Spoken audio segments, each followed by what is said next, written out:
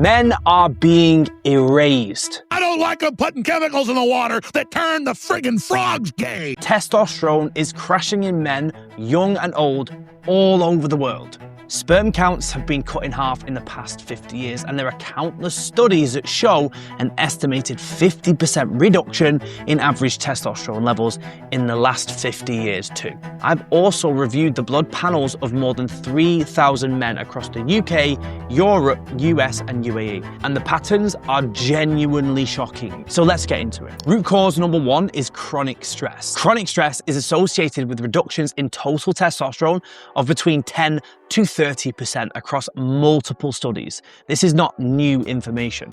So here's what I recommend here. Firstly, run a comprehensive blood panel looking for signs of adrenal issues. So you want to be looking for things like high lymphocytes, low sodium, low DHEA, low overall sex hormone function. That includes things like estrogen and testosterone. And you also want to be looking for low or high cortisol. Either of those can be an issue. If the signs are there in your blood, then you need to support your nervous system and adrenals with daily non-negotiables. Things like 10 minutes of breath work, walking outside in nature, particularly after meals, one full day where you completely switch off from work. You can also take things like magnesium glycinate, which supports the nervous system and will help to lower cortisol, and also things like L-theanine or adaptogens like cordyceps and reishi. These are also very, very good. The second most common root cause is lack of quality sleep. Now, you've probably heard of your circadian rhythm. This is that 24-hour clock that regulates every single biological process in the body, either directly or indirectly. This rhythm sets the entire downstream hormonal cascade. Disrupted rhythm means disrupted hormones. You're not going to produce testosterone naturally when your sleep is here, there and everywhere and you're waking up all through the night. In fact, research in JAMA found 1 week of restricting sleep to 5 hours reduced daytime testosterone in young, healthy men by 10 to 15%. That is massive. That's after just 1 week of guys in their 20s where testosterone levels should be very, very high. That's almost 10 times faster than the decline normally attributed to aging, just for some perspective. So what's the fix for your sleep? Well, it's multifaceted and it all starts in the morning with getting direct sunlight in the eyes, which will help regulate your circadian rhythm and start the wheels in motion for producing melatonin at night, which is going to be key for deep sleep. Then you want to look at your bedroom environment, making sure the temperature is nice and cool, ideally underneath 19 degrees Celsius, obviously not too far below, but you want to make sure it's cooler outside your covers and obviously inside. Secondly, you want to make sure the environment in your bedroom is set up for optimal sleep. So try and minimize any light to make sure temperature is kind of below that 19 degrees Celsius, and just make sure there is kind of like no sharp noises through the night that are going to obviously stimulate you to be awake. You're also going to want to think about the kind of hour to 2 hours pre-bed, minimizing food intake, ideally not eating large meals within an hour to 2 hours pre-bed.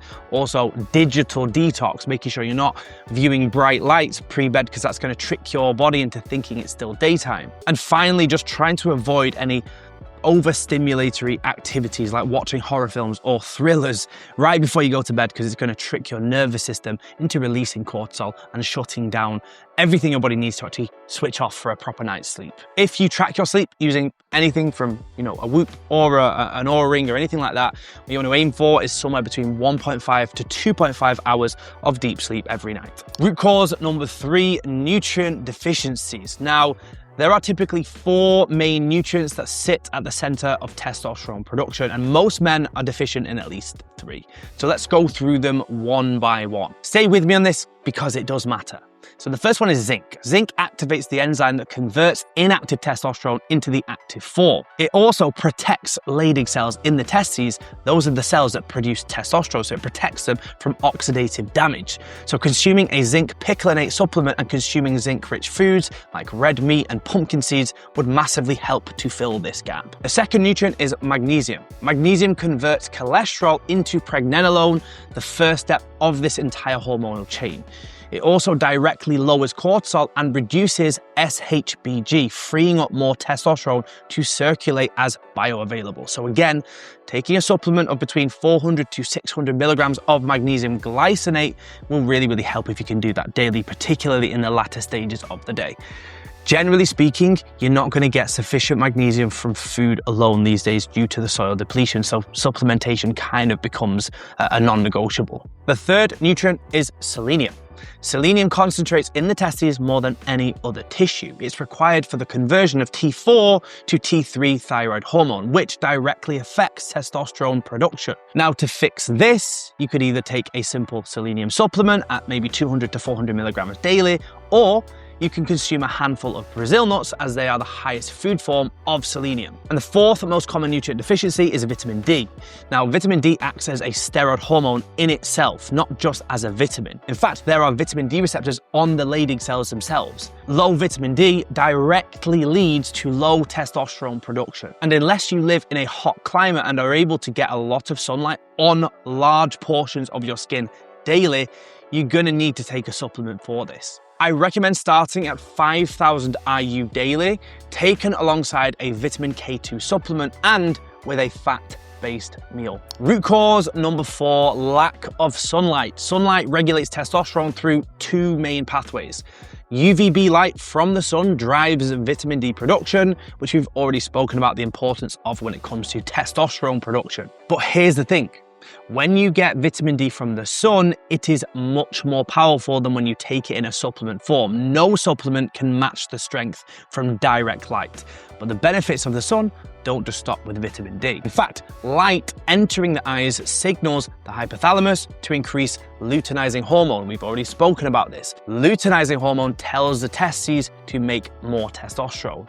No bright light entering the eyes means you get a much weaker signal. Studies on outdoor occupational exposure consistently show higher testosterone in men with regular sun exposure compared to indoor workers, independent of the vitamin D status. So what is the fix? Well, 15 to 20 minutes of direct sun on bare skin daily if possible.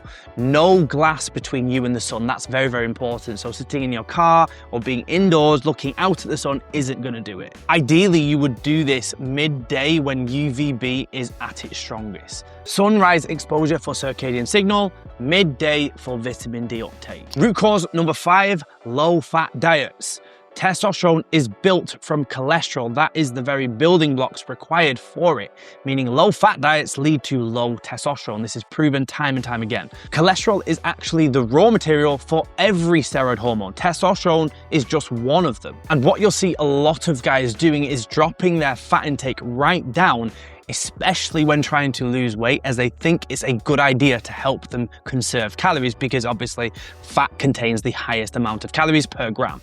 But very quickly after doing this, they end up feeling like shit because their hormones start to decline. If you drop dietary fat below 20% of your total calories for a prolonged period, hormone production will fall because your body doesn't have the building blocks available to produce them. So here's what I typically recommend.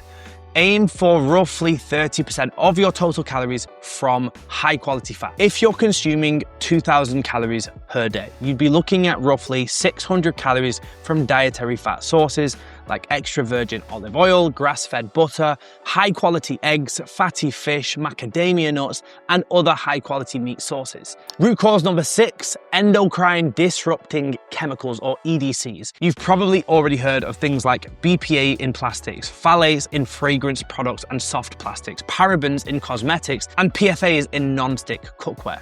All of these things have been proven time and time again to wreak havoc on our hormones, both in males and females. They increase estrogen and lower testosterone by both suppressing the signaling through LH from the pituitary and through directly affecting Leydig cell function in the testes. So here's what I recommend here. Switch plastic water bottles to glass or stainless steel. Replace non-stick cookware with a clean ceramic version or a quality stainless steel one. Try to avoid handling till receipts as they contain huge amounts of BPA. Try and buy fragrance-free detergent, soap, and aftershave, or something natural that doesn't contain these compounds. And also, if you can, filter your tap water with carbon or reverse osmosis. You can also support the clearance of these xenoestrogens and these chemicals in the blood by using a supplement of calcium D-glucarate at 500 milligrams twice daily, plus a portion of cruciferous vegetables, which will also help control the estrogen levels. Sauna use can also be really good to detoxify through the skin, but the main focus should always be to remove the exposure from as many of these modern chemicals as you possibly can. Root cause number 7, EMF exposure. Another taboo topic here, but one that is increasingly relevant with the ever-increasing influx of electromagnetic field exposure.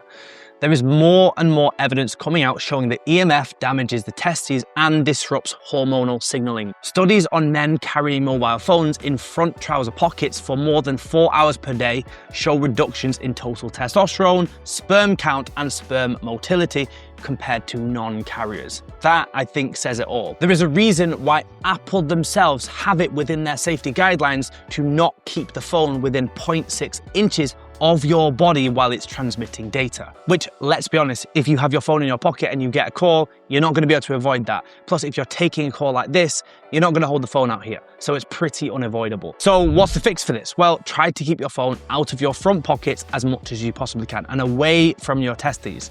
Keep your laptop on a desk and never on your lap. Put your phone on airplane mode at night or out of the bedroom entirely while you're asleep, not on the bedside. While you're asleep, turn the Wi-Fi router off and unplug it at night. And in an ideal world, you would use Ethernet cables rather than Wi-Fi for your internet at home. If you work in a high EMF environment, prioritize daily grounding, 10 to 15 minutes barefoot on grass or soil. This has been shown to reduce systemic oxidative stress markers significantly. Root cause number 8, gut issues. Gut issues affect testosterone via 3 mechanisms. The first is absorption.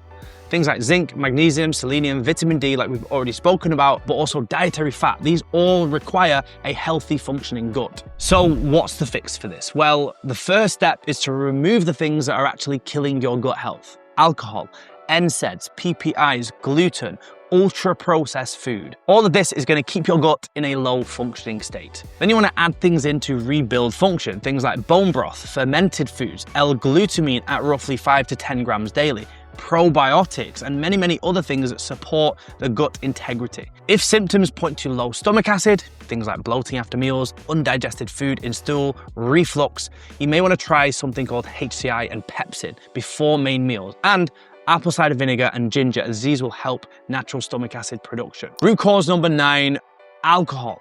Heavy alcohol intake reduces testosterone reliably across all studies. This is not unknown data. Even 1 night per week of heavy drinking disrupts sleep architecture for 3 to 4 days afterwards. Daily moderate drinking measurably suppresses morning testosterone over time. Honestly, the data's pretty clear. The less alcohol you drink, the better you're going to feel, and the higher your testosterone levels are gonna be. But if you start with just 6 weeks completely dry, then reassess, I think you'd see a significant difference, and you probably wouldn't want to go back to drinking at the same levels. Final point on this, the global decline is real. The reference ranges have been lowered to hide it, and the standard test most doctors run doesn't measure half of what you actually need to understand the full picture. If you're a man over 35 who's training, who's doing all the work, who has tried what everyone else is recommending and still isn't feeling right, the answer is in your blood chemistry. The answer is getting the data required to understand where your body is at and addressing the root issues. It's not about your willpower, it's not about your age, it's about your unique biology. If you found this useful, insightful, or just entertaining, then please hit subscribe and check out the rest of my page for more videos like this on how to optimize men's health. I'll see you in the next one.